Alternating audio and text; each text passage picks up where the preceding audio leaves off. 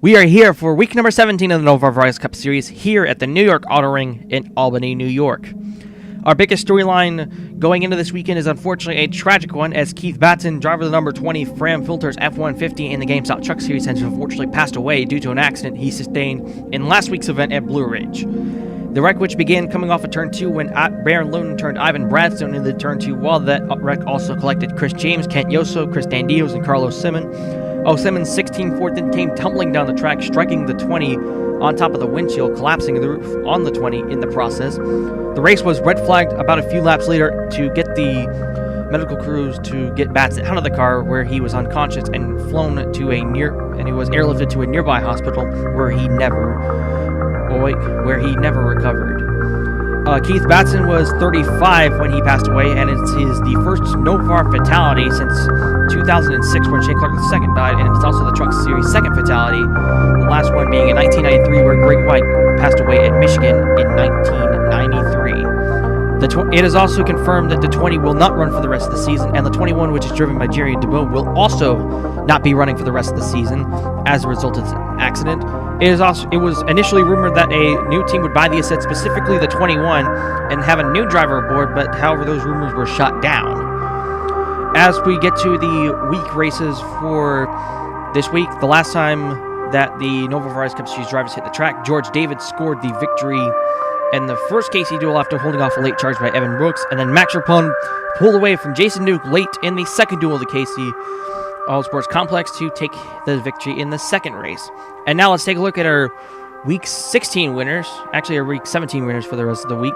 Robert Benzinar led all 17 laps to take the victory in France, as he won the pole and actually believe got the max points for that one. I believe that's the first time in history that it's happened. Mike Harrington in car number 15 won a kind of a terrible race at Samiro Speedway, where 1 week removed we had several cars go over the dirt embankment.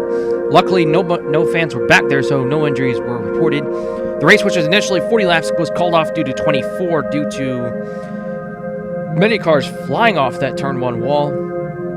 Our next race was at the next race for the NOVAR was at the Skagit course, which was in Sean Douglas, car number 2, took the checkered flag in that race. He led 7 laps en route to the victory in that one. The Kellogg's Northeast Division took on Washington at Watkins Glen, where Greg Clarence took the checkered flag in that race. And then the NOVAR Gatorade Series race was at the New York Bull Ring, which was about 5 miles down the road. As Josh Smith took the checkered flag in that race, he led 129 of 150 laps. The race, which has traditionally been named the Albany 250, was renamed to the Batson Memorial 250 to honor Keith Batson's unfortunate tragedy that happened at Blue Ridge.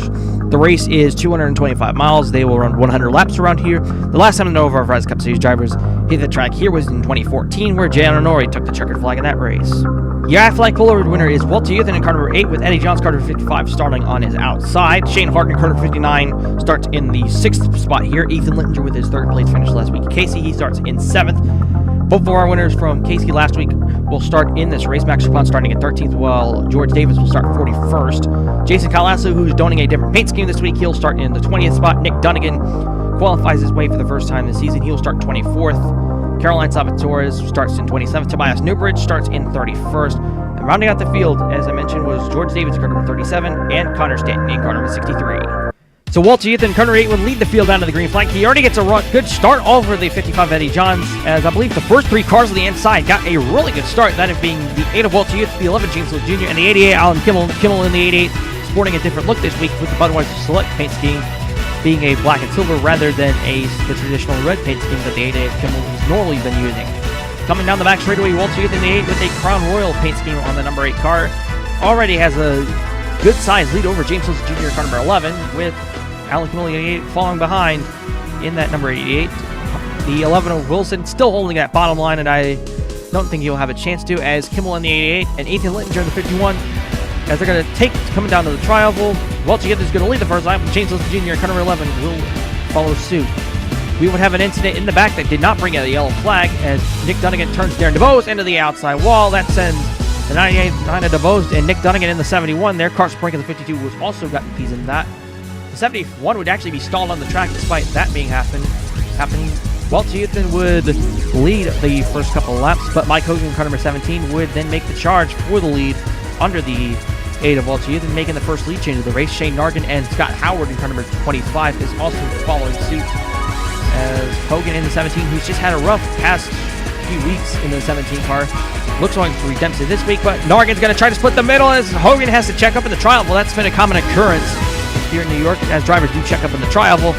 As a result, Scott Howard, car number 25, takes advantage of it, takes the lead away. Jason Duke, car number 66, right behind. Alan Kimmel in the 88 back there as well. Eddie Johnson and Casey Lister are also following suit. Looks like Kimmel in the 88 is going to try to jump low under the 66 of Jason Duke. And the 25, Scott Howard, will actually be getting away as Kimmel will get under the 66 of Jason Duke for second. Howard will be untouched for the lead until Casey Lister's Miller Lite number 12. Dodge Charger will then make a challenge for the lead. Blake Tagliani, car number 50. You see back there, as we take a look, have a different camera angle this time around. As we head down the back straightaway, Shane Harden in the 59. Harden, who has just really been nowhere in the past couple of weeks, as right now back up front in the 59, as Lester in the 12 does take the lead away, but Shane Harden in the 59 will immediately make a challenge under the 12 Casey Lester, with Shane Bliss in the 42 following behind the 59 of Harden, and the 17 of Mike Hogan also following suit. Harden in the 59 will try to get to the middle line, but Shane Bliss will open the door and try to steal the lead away from the 59 of Harden, as Shane Bliss in the 42 will follow suit with Mike Hogan, car number 17, following suit. As the 42 will then hold on to the lead, as Mike Hogan in the 17, Eddie Johnson the 55 is also following suit as well, with Johns will then take second spot away, as Shane Bliss in the 42 coming out at turn number 4 will then take the lead away again. Here is Chadley Blake, car number 15. Blake, who has just really been quiet throughout the season so far, despite scoring a few top 10s here and there. His only win of the season came at Dentonville Superspeedway, but now he's going to take the lead away from Shane Bliss in car number 42 here at New York, with Casey Lister in 12 right now back into the fight for the lead, as he just takes second spot away from Bliss. And now Casey Lister in 12 is going to try to make a challenge under the 4-time champion, but Blake in the 15, looks like Blake will hold on to the lead and lead this lap. Jason Duke, Kyrie Eutham, and Shane Bliss are all battling it out for third, with Scott Johnson and Chris Bell in 38 following suit.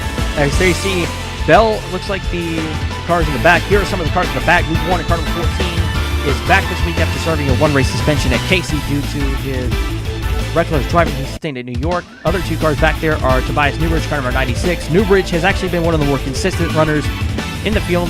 In, I believe, 4 starts this season, Newbridge has finished in the top 20, I believe, in 3 of them. So, despite not having the equipment to run with the leaders, Newbridge is finishing in the top 12, and I believe that's the goal he's needed to accomplish so far.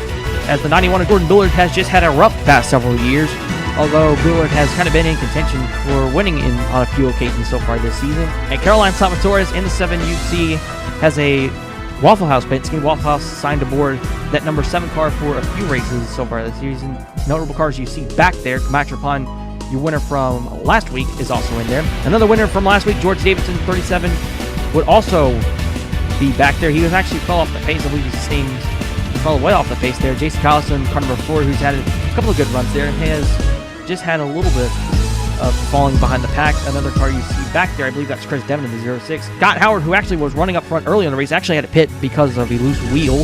He fell down as a result and is currently running in the 40th spot, so that's why Shane Howard in the 25 is there. Back up front, Chris Bell in car number 38, whose strong point is at the super speedways, takes over the lead, with Chandler Blake and Ethan Littinger in car number 51 following suit. Brandon Green and Carter Pavis are also following suit behind, as Blake in 15 will retake the lead again, while Ethan Littinger is looking for the lead for the first time today.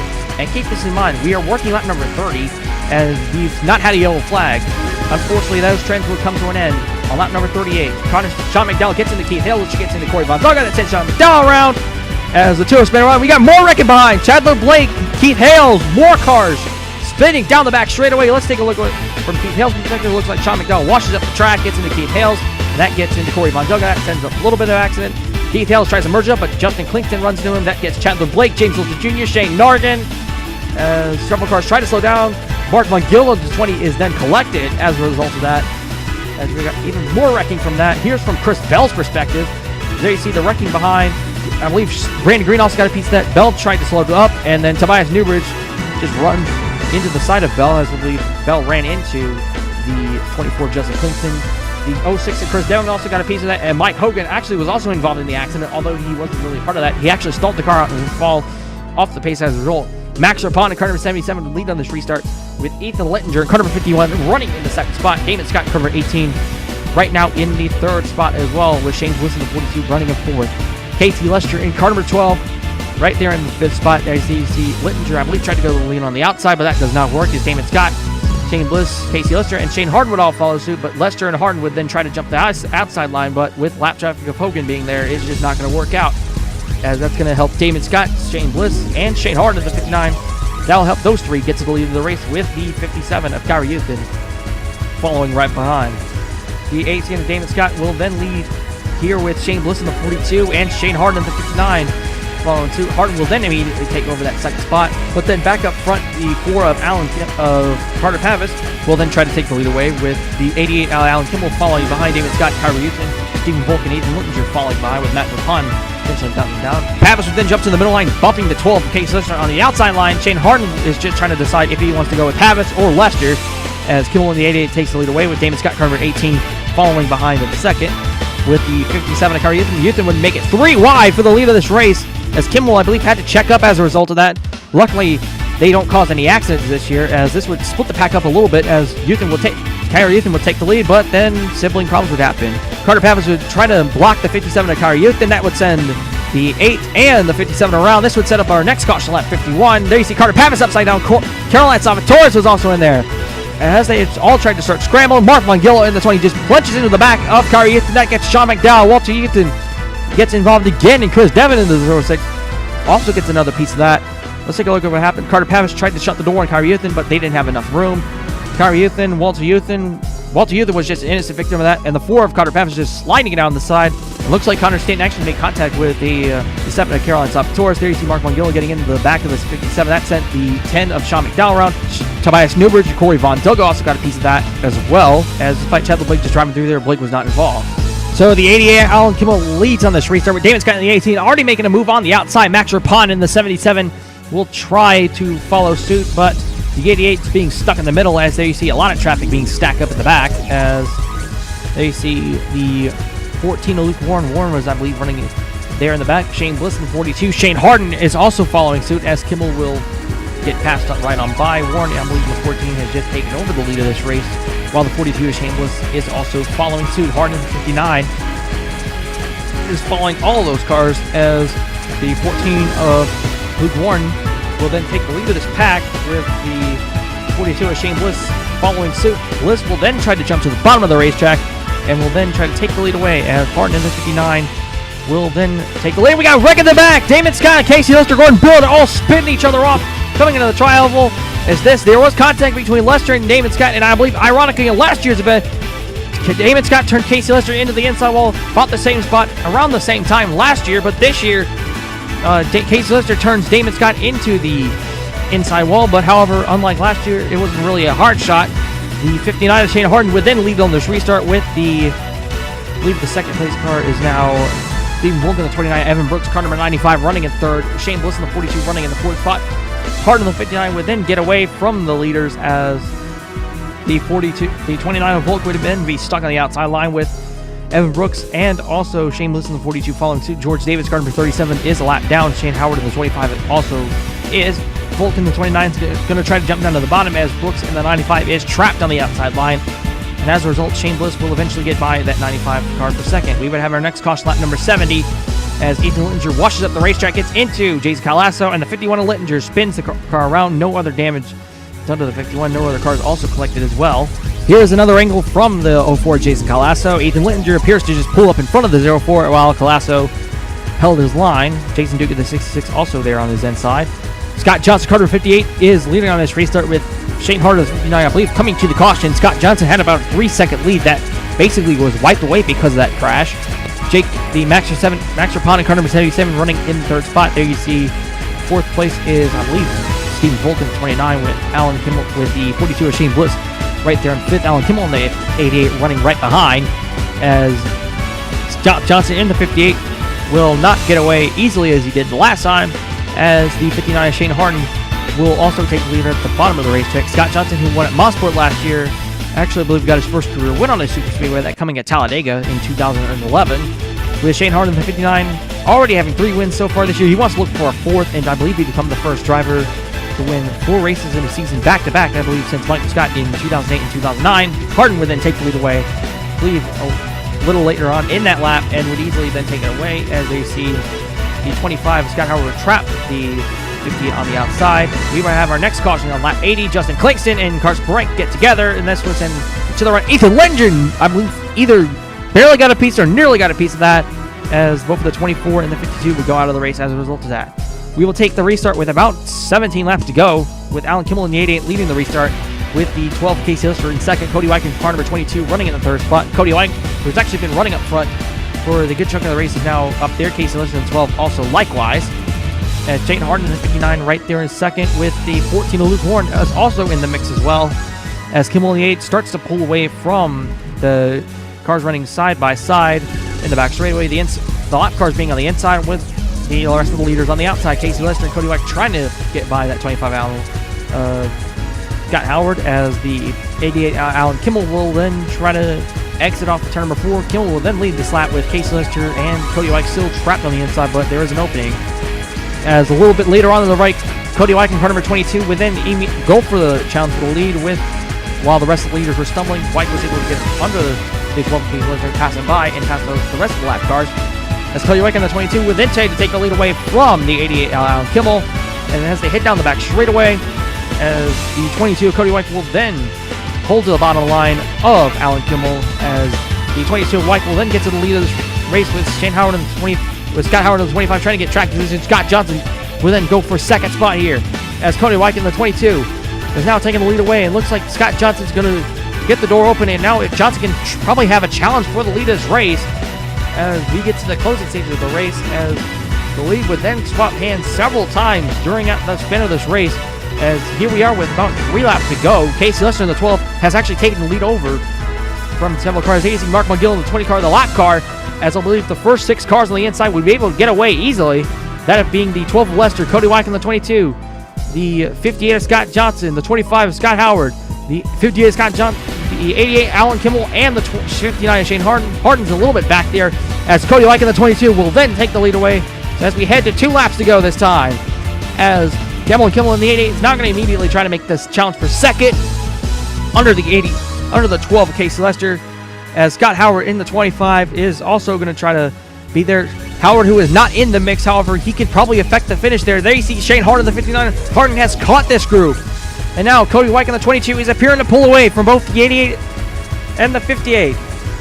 And there you see Scott Johnson in the 58 will immediately make a challenge under the 88 Alan Kimmel, but Kimmel will shut the door, and now it's a single file line from the top 5 cars. As I believe now they're going to be heading to the white flag this time by Cody White in the car number 22. Does he have? Can he hold up Alan Kimmel for one more lap? Casey Lister making a move for third under the 58 of Scott Johnson. Shane Harden is trying to work that bottom line. As they head out to turn number 2, the 22 Cody White. White in the 22 already has Kimmel on his back bumper. Will Kimmel make the move? Doesn't appear Kimmel has any help, as Lister in the 12 is trying to get there. The 58 of Scott Johnson is also trying to get there. White at the 22. He has the line. But coming out of turn number 3 and out of turn number 4, Alan Kimmel won't get any help, and Cody White will win here at New York, his first victory since Dover of 2011. Alan Kimmel gets second, while Casey Lister gets third. So Cody White in car number 22 holds off a late charge by Alan Kimmel to score his first victory since Dover of 2011. Cody White finally gets a win, at least some point in the middle of the season, as White, who didn't score any victories, that really cost him in the 2014 season, as he lost the championship due to tiebreaker by Shane Nargan. But now, this year, White has the tiebreaker over Nargan, as Shane Nargan has yet to go to victory lane this year.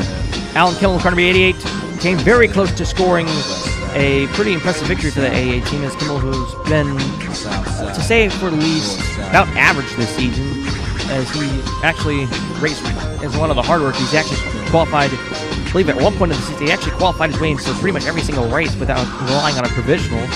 Casey Lister in car number 12 will finish this race in third. Lister, who's been one of the more consistent drivers in the field, finishing in the top 5 kind of consistently, but not really a lot to say it was consistency. Scott Johnson, car number 58, finishes in the 4th spot. Good run for that 58 team, as kind of a quiet run through the 58 team. Johnson was there late, but tried to help Lister and Kimmel get by White, but if Johnson got there, he probably may have finished at least 4th still anyway. Shane Harden, 159, 5th place finish for Harden. Harden being the strongest car of the race. And I believe it is the first time since Talladega of 2014 where Shane Harden has led the most laps and failed to win the race. As ironically, in that race, Shane Harden led 23 laps at Talladega and still didn't win the race. And I believe his 5th place finish is the lowest finish for a driver that led the most laps. The previous low was 2nd, which has done maybe twice already. It's actually might have been 3rd with Ethan Linton during the 51. Those are the only 3 times this season that the lap leader has failed to win the race. Harden's 5th place finish is the lowest finish for a lap leader so far in the season. Max Verstappen backs his victory up to Casey with a 6th place finish. Verstappen would have had a chance to possibly contend for the victory, however, thanks to Barton lap traffic, which got the top 5 just driving away from the field. That couldn't really do anything. Steven Volk, car number 29, good run for Volk in the 29, a quiet run for that 29. He finishes the race in 7th. Austin Warwick in car number 3 gets a top 10 finish, well-needed one for the 3 of Austin Warwick. Blake Battagliana in car number 50 finishes his race in 9th. He was 2.64 seconds back. And rounding out the top 10 is Luke Warren in car number 14. Great return for car number 14, Luke Warren. Now let's take a look at the top half of the top 20 in the points. Walt Eaton in car number 8 continues to increase his points lead. He now has a 45-point lead over Mike Hogan in car number 17. Hogan, who's just had 3 bad weeks in succession. He crashed out of New Jersey along with Shane Harden. He, I believe, had issues at Casey, and then he's just, I believe, was involved in an early accident and could not recover from that. As Hogan, as a result, he went from leading the points to New Jersey to now trailing by 45, and that's how a big swing in the Verizon Cup Series can happen. Shane Harden just finishing in the 5th spot in this race. He gained just a spot over. He and Ethan Whittinger trade places, but now Shane Harden is now just 2 points back of Mike Hogan, car number 17.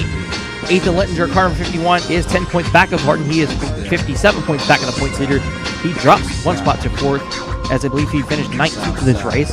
Scott Johnson, car number 58, and Casey Lister don't gain any ground. Johnson is sitting in the 5th spot, 324 points total, and Casey Lister 313 points total.